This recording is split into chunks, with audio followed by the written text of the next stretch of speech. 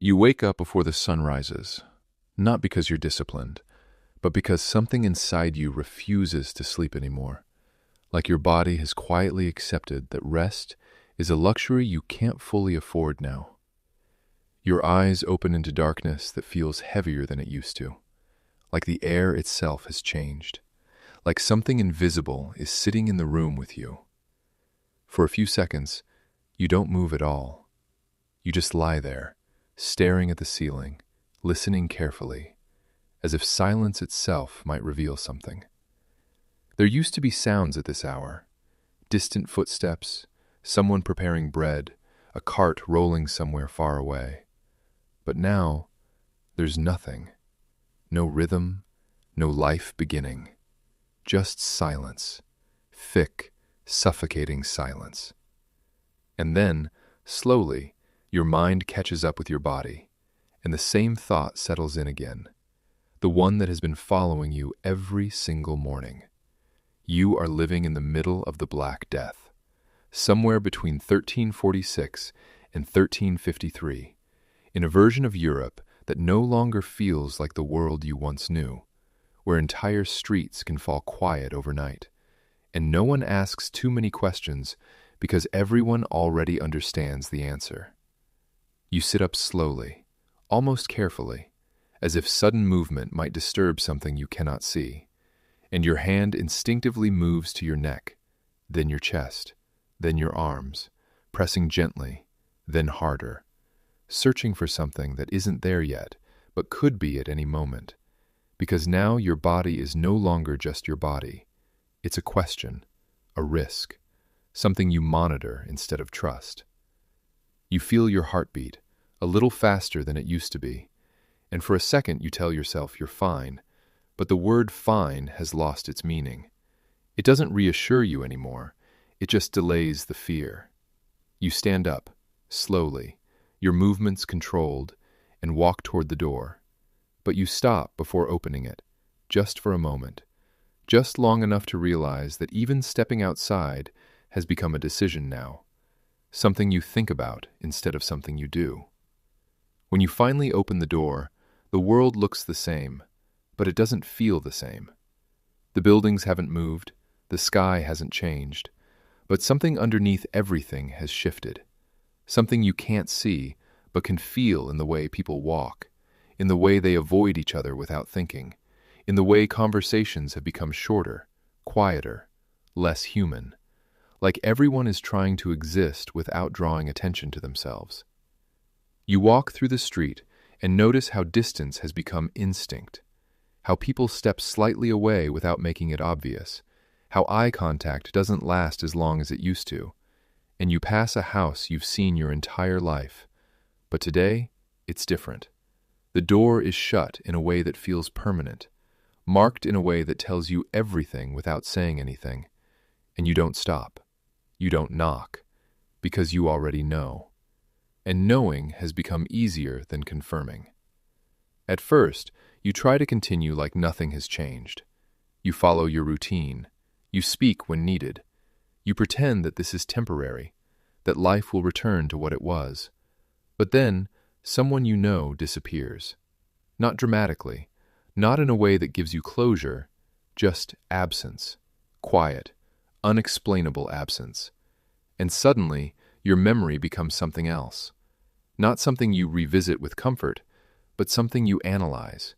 You replay the last time you saw them, how close you stood, what you touched, what they touched. And your mind searches for a moment where something might have passed between you. Because now, everything feels like a cause, and your brain needs something to hold on to. Days begin to blur, and your awareness turns inward. You start noticing your body in ways you never did before. Every sensation becomes louder, sharper, more suspicious. A slight warmth feels like a warning. A dry throat feels like the beginning of something. A moment of tiredness feels like a signal you can't ignore. And slowly, without realizing it, you stop trusting your own body. It no longer feels like a place you live in. It feels like something you observe, something you monitor constantly, waiting for it to betray you. Nights become longer, heavier, harder to escape. You lie down, but sleep doesn't come easily anymore. Your eyes stay open, staring into darkness that feels thicker than before. And your thoughts don't move forward. They loop, repeating the same questions, the same memories, the same fears. You think about who you stood near, what you touched, how long you stayed. You count the days since you last felt completely normal. And you listen to your own breathing like it's evidence, like it might reveal something before it's too late. Eventually, fear changes, not in intensity, but in form. It stops being sharp and sudden and becomes something quieter, something constant, something that settles into your chest and stays there. And you stop reacting to it because there's no point. It never leaves. It just becomes part of your baseline, part of how you exist now. And this is where the deeper shift begins. You don't just fear death anymore. You start living around it. You avoid people not because you don't care, but because caring now means staying away. You hesitate before getting close, before touching, before trusting anything that used to feel harmless. And slowly, your world becomes smaller, not physically, but psychologically. Fewer places feel safe, fewer people feel safe. Even your own thoughts begin to feel dangerous because they always lead you back to the same place, the same question you can't answer. What if I'm next? And the strange part is, everyone around you is going through the same thing, but no one talks about it fully, because saying it out loud makes it too real. So conversations become shallow, practical, focused only on survival. Food, distance, time. And the future slowly disappears from them. Not completely, but enough that you notice it. Enough that it feels strange when someone even mentions tomorrow. Grief becomes quieter, more frequent, less visible, because there are too many losses to process individually. And slowly, something inside you begins to shut down. Not completely, just enough to keep functioning. You feel less, react less, but think more, observe more. You become someone who watches life instead of fully living it. At some point, you realize you haven't laughed the same way in a long time. Not freely, not without something in the back of your mind interrupting it, reminding you that this moment could disappear just as quickly as everything else. And that realization doesn't hit you all at once. It just sits there, quietly, changing how you understand yourself. You are not the same person you were before this started, and you can feel it in small ways. In how you think, how you react, how you no longer assume stability, how you've become more cautious, more inward, more aware of things you never noticed before. And once that awareness settles in, it doesn't leave. Eventually, you adapt, not because you want to, but because you have to. Because the human mind cannot stay in constant panic forever, so it adjusts, it normalizes.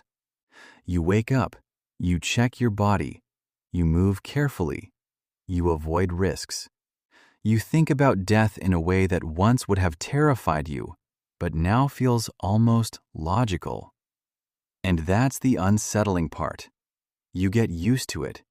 You get used to living in a world where people disappear, where silence replaces life, where tomorrow is uncertain. And in that adaptation, something quietly disappears. Not hope entirely, but certainty. Not emotion entirely, but innocence. The version of you that believed life would unfold in a predictable way no longer exists. And at some point, You stop asking when this will end and start asking something else. What will be left of you when it does? Because this isn't just something happening around you. It's happening inside you, reshaping how you see everything. Time feels different now, slower in moments, but shorter in meaning. Each day feels long, but the future feels closer, more fragile, like something you might not reach. And the truth is, even if the Black Death disappears tomorrow, this version of you doesn't. Because once you've lived in a world where everything can collapse overnight, you don't fully trust stability again. You carry that awareness quietly, constantly, like a shadow that follows you, even in the light. So you wake up again, another morning between 1346 and 1353. The same silence waiting for you. The same instinct guiding your hand back to your neck. Checking again, always checking. And for a moment, there is nothing. No pain, no sign. Just your breath moving in and out. And you sit there, doing nothing, just existing, feeling something close to relief. But it's not the kind of relief you used to know. It's quieter, heavier, more temporary. Because now you understand something you didn't before. That being okay doesn't mean you're safe. It just means that for now, somehow, you've been spared. And in a world like this, that small, fragile, temporary truth becomes the only thing you have left to hold on to. As you lie there in the silence, listening to your own breathing, hoping, not expecting, just hoping, that tomorrow morning you'll wake up again and feel it one more time. And even that hope, it changes. At first, it feels desperate, almost loud inside you, like something you're holding on to tightly. But over time, it becomes quieter, more controlled, like you've learned not to expect too much from it, because expectation has started to feel dangerous. You get out of bed again, moving through the same routine, repeating the same checks, the same careful movements. But now there's a certain numbness attached to it, like your body is doing what it has learned to do while your mind watches from a distance. You step outside again, and the street hasn't just changed. It feels like it's slowly forgetting what it used to be. Fewer voices, fewer footsteps, more empty space between everything. You notice doors that haven't opened in days, windows that stay shut, places that once held life now holding silence instead. And the unsettling part is how quickly this has started to feel normal, how your mind no longer reacts the way it did in the beginning. At some point, you pass someone carrying something wrapped in cloth, moving quickly, not looking at anyone, and you don't stop. You don't ask, because your mind fills in the answer before the question even forms, and you realize how much you've changed, not just in what you feel, but in what you no longer need explained. There was a time when you would have felt shock, maybe even sadness in a visible way, but now it's quieter, more internal, like your emotions have learned to stay contained because there isn't enough space to release them fully. And this is where something deeper settles in. Not fear, not even grief, but a kind of emotional exhaustion that you can't fully describe, like your mind has been running for too long without rest. You start noticing how time feels heavier, how each day stretches but somehow passes without leaving clear memories, like everything is blending together into one long continuous experience of waiting, watching, surviving. You try to remember what life felt like before this, what it felt like to wake up without checking your body, to step outside without thinking, to stand close to someone without calculating risk. And it feels distant, not just in time, but in identity. like that version of you belonged to a different world entirely. And the strange part is, you're not even sure you would know how to go back to that version, even if you could. Sometimes you catch yourself thinking about the future again, just briefly, just enough to feel something shift inside you, but the thought never fully forms. It fades before it becomes real, because your mind has learned to stay in the present, not out of mindfulness, but out of necessity.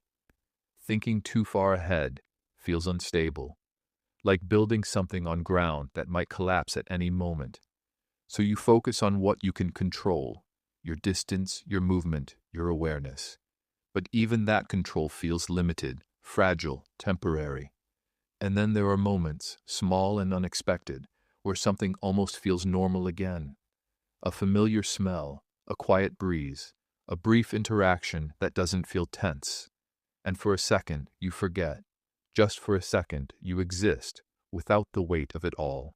And then it comes back, just as quickly, settling over you again, reminding you that this isn't over, that it hasn't left, that it's still moving, still present, still shaping everything around you and inside you.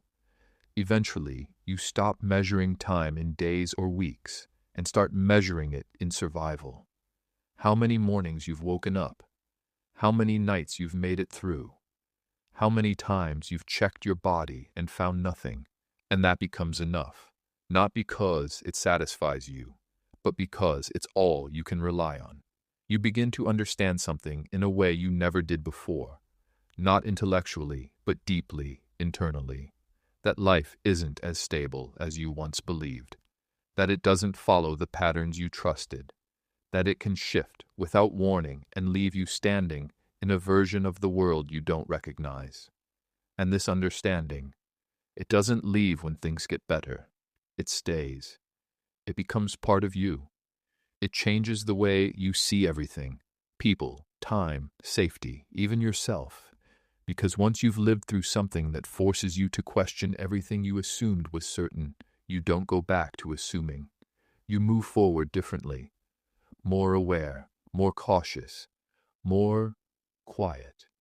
So you return again at the end of another day, lying down in that same silence, staring into the same darkness, listening to the same stillness that once felt unfamiliar, but now feels expected. And your breathing becomes the only sound anchoring you to the moment.